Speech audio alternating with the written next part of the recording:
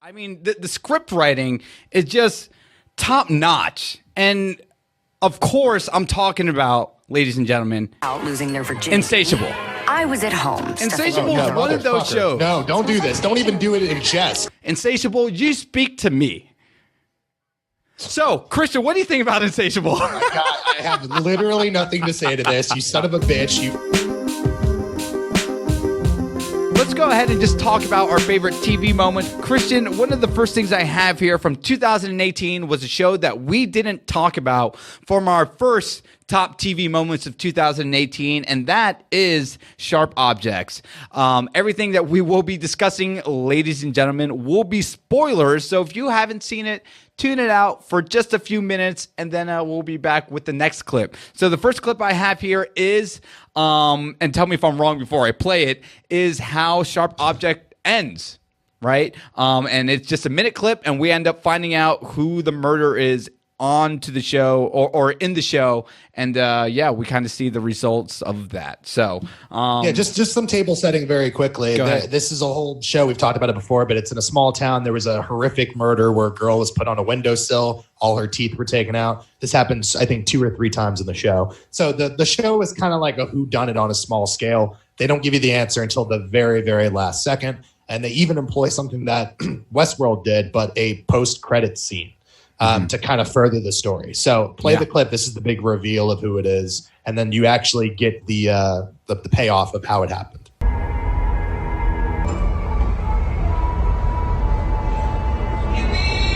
Don't tell Mama. This was kind of creepy to me because when it was playing out, I'm a dumbass, Christian. I didn't know how it was going to play out. I didn't know who committed the murder. And then, of course, we end up finding out out of all this stuff that we're trying to, why am I forgetting this actress's name? Someone help me out here. Amy Adams. Thank you so much. Amy Adams finding out that her sister the entire time was the fucking murderer. I'm like, oh my God, this little brat, because the shit that she makes Amy Adams go throughout this series, it's just kind of crazy to me. And it's kind of hard to watch, right? I think it's a smart show. I think people will definitely like it, but sometimes I feel like it might be too intense for other people to digest, right? And just seeing her character who cut herself and all that stuff, and then figuring out this mystery and figuring out, my sister here, she's a good person after fighting the entire time how she might not be, only, of course, to lo and behold, end up finding out she was the murderer the entire time. Christian, this reveal was kind of a no-brainer for you, but even watching it play out on the show, did you enjoy it? Yeah, and I'll give my reasons why. So not shown here, Nick, you fucked me over here, but there's a post-credit scene where we actually see the murders happen, and it's done in quick flashes. It's not super graphic. But it's enough that you're like, oh shit, where did that come from, right? Mm-hmm. So I really enjoyed that execution. But even before that, as you know, the episode had like a 15-minute upswing. Everything was happy, right? Camille wasn't cutting herself. She wasn't drinking as much. Like, she had seemed to really work through a lot of these problems. Suddenly there was stability in her life. And then, out of nowhere, that rug is fucking pulled from beneath her. All of the fucking bad things start coming back. And we don't get to see it. The audience doesn't get to see it. We cut to black. But we know that whatever happens next for Camille is fucked up, So I just thought that the way they set it up, the way that they kind of gave Amy Adams a victory lap before they fucking took that away from her, thought that was wonderful, man. It literally is one of my favorite executions of the end of anything. I totally agree. It's a dark show. It's rough. It's hard to watch sometimes, but especially direction, man. Tell me there was something you saw that was better directed and edited this year. Fucking phenomenal stuff. Yeah, awesome. So the next clip I have here is going to be something light and humorous. I'm not going to play the entire thing, but I just wanted to give a huge shout out to the turd burglar. So why American Vandal was cut and slashed. These things are damn good. By Netflix, I have no goddamn clue, Christian, but listen, man. American Vandal was one of those shows that came out of nowhere for me. Season 1 was already out, I think a few years out prior. And I didn't know anything about it until we started doing this show. And then when I saw it, it was a pleasant surprise. I'm watching season 2 kind of play out here. And now we're trying to figure out who made all the kids shit their goddamn pants in this high school. And the way it's done, this satire, I think is brilliant. The way they go about kind of executing it, I also think is good. And as much as I'm laughing, I'm super engaged in the story, and I'm trying to figure out like, oh shit, like now because you fucked up, or whoever the turd burglar was, there's consequences to the choices you make. And the way they play it out, although it's satire most of the time, they still play it out in the way one of these, crime shows would kind of play out, right? So I wanted to give a shout out to American Vandal. You and I praised it a lot, when we covered it. Was there anything you wanted to say about American Vandal?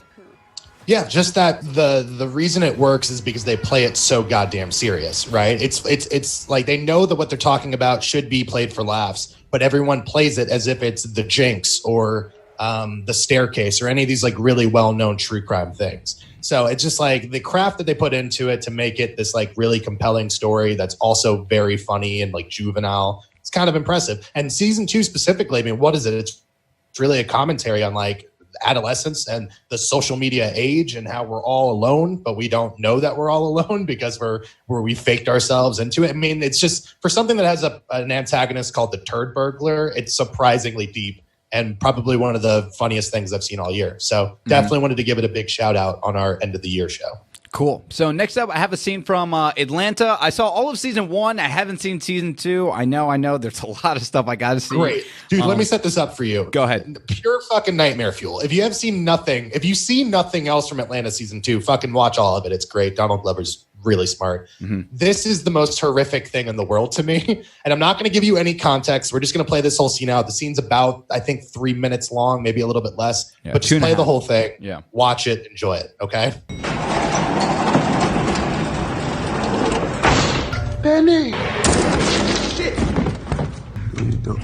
Whoa, wait! It's the scariest fucking thing I've ever seen, dude. I'm sorry.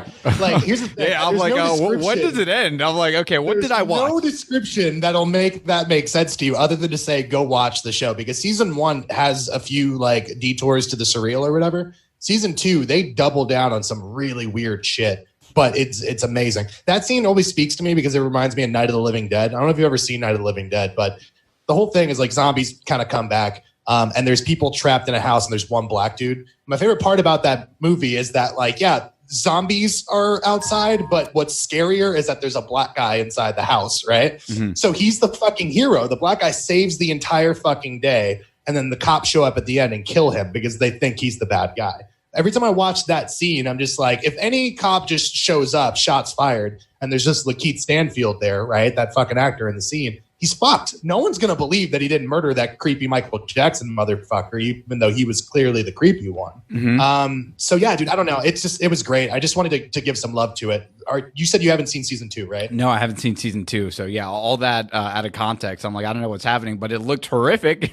I definitely felt a little shook watching that. But I don't know. The world wasn't ready for that because that's Donald Glover in that white face, right? They put like crazy prosthetics on him and shit. And when that episode came out, like there was a fervor, man. Like people were not ready for that shit. So again, what I would tell you is go back, at least watch that episode, if not the entire season. But like that dude's making some fucking art. Like it's just so good. And it's better than anything that's on regular ass TV. Because I believe that's FX, right? Isn't that what it is? FX. Mm-hmm. Yeah. So that's really fucking impressive, man. Just wanted to give a shout out to that. Cool. All right. So the next clip I have is going to be super, super brief because we didn't talk about it in the first video. I just want to give a lot of love, a lot of obvious love because people were talking about it in the YouTube comments when we did our first video.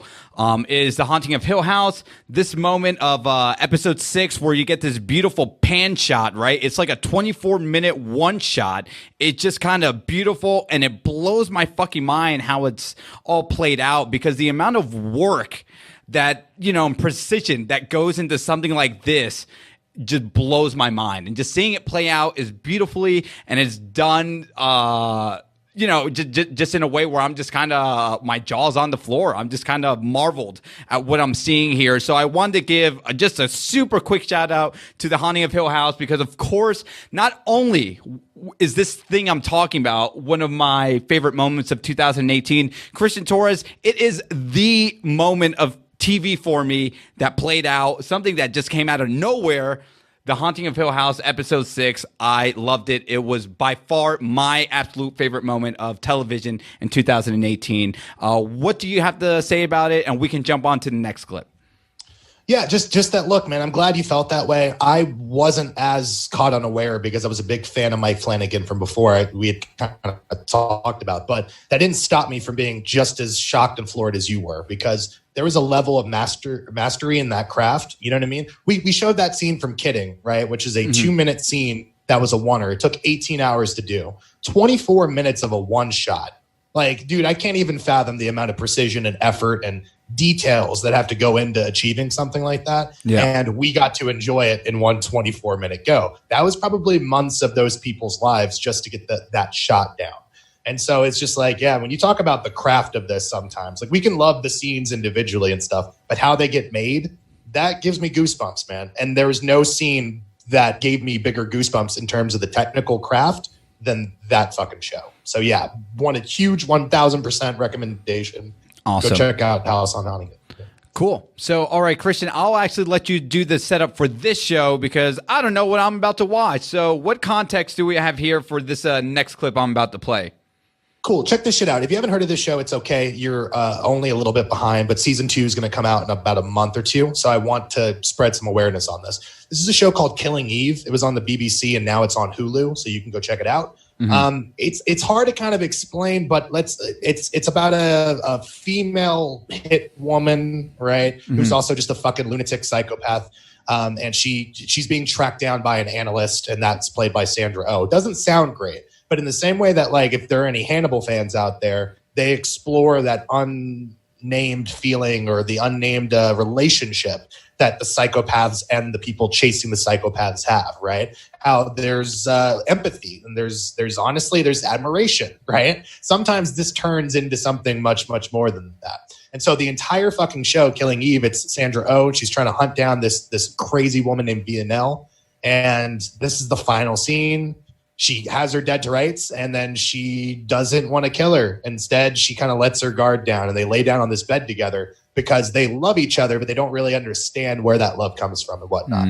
And so it seems like it's a happy ending. Let's play the clip. Are you going to kill me? You can't. I can. I really liked you. I got you. I want to get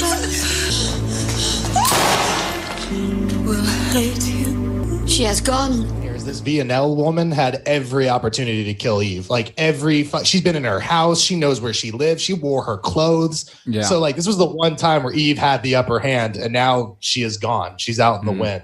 And that's setting up season 2. I fucking love, dude, I'm not even kidding. Like this, it's only 8 episodes long. It's on Hulu. Every episode's only 42 minutes. Was not ready for how fucking good this show was. Like there's not a dull moment. Every episode is great. So please check it out. And season 2 starts, and I think in 2 months. Yeah. So you have some time.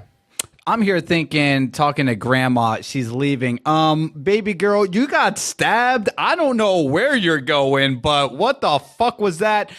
No, that was, jokes aside, that was pretty intense. And if anything, I'm only here learning, like, man, you can't trust people, man. I open up my heart, and that's how you're going to break it, physically and metaphorically. You are fucking crazy, right? So, oh wait, you're siding with the serial killer here. Just to be clear, you're siding with the murderer. Yeah. Given the context of the clip I'm watching here, I'm absolutely siding with the murderer here. Yeah. So, anyway, I have another clip here. And Christian, let me just say, when I was watching this show, not only am I floored at just how beautiful all this plays out. I mean, the script writing is just top notch. And of course, I'm talking about, ladies and gentlemen, out losing their virginity. Insatiable. I was at home. Insatiable is one of those shows. No, don't do this. Don't even do it in jest. Like, we will lose credibility. I mean, there's nothing I like more knowing, Christian, that, the female lead is not only body shaming, but it's okay to body shame, and that's what I get when I'm watching Insatiable. I mean, some of the script writing on this show just blows my mind. And, if you're a bigger person, it's okay. Just know when you become hot, everything is going to work out in your favor. we have situations where, hey, you can have sex with the hottest people. You can have things given to you all because you're skinny and attractive. And when I see all that, I'm like, wow, Insatiable, you speak to me. So, Christian, what do you think about Insatiable? Oh my God, I have literally nothing to say to this. You son of a bitch. Just to be clear, I had no idea that this is what we were doing, and it snuck this fucking shit on me. God damn. Be crazy. Be adventurous. Okay. People, I'm joking. We got one last clip, right? Yeah, Can I got one last clip, I promise. Yeah, and then we'll be done. God, man. I mean, what a piece of hot trash that show was. The fact that, do you remember when we did the segment on that show? I don't know if you guys know this. When we did our review on the first episode, because this apparently was one of the worst pieces of shit that came out in 2018. When we did this, we're like, dude, the demand was so high for us to actually sit down and watch a few more.